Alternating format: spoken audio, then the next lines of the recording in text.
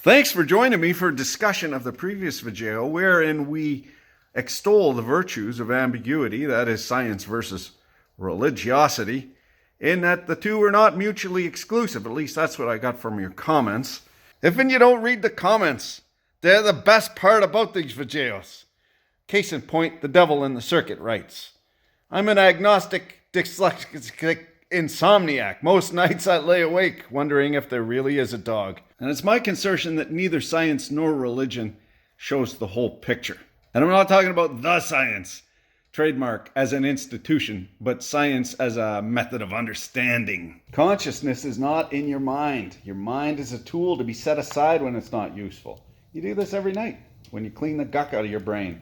When you can't turn off your mind, it's anxiety-ridden torture. Eventually, maybe you'll lose consciousness, but, well, lower your consciousness. Who amongst us has not been jolted from a blissful nap aside the wood stove by a silent sprite susurrating, Papa, I can't sleep. Jebus said in Luke 17:21, the kingdom of God is within you. And in the Sikh tradition, heaven is where the Nam is chanted. Now, Nam is the union of mind and spirit, brought about by chanting the name of God. People of the book, Orthodox Jews shuckling by the Wailing Wall and students in the madras reciting the Quran. As a corollary, I invite you now to delve in with me to science as the exception, what proves the rule. Gödel, of course, a famous mathematician, laid the groundwork for a lot of our modern day computers, mathematically anyway. Studying the syllogisms of Aristotle, found that even in school children's arithmetic lie verities what can't be substantiated.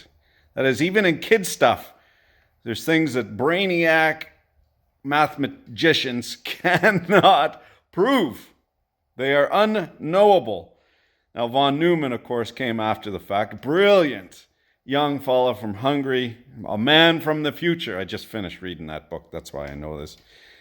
Went on to prove math is unprovable. And because it is unprovable now, I ask you, do we throw it away? Do we throw math away because it's unprovable?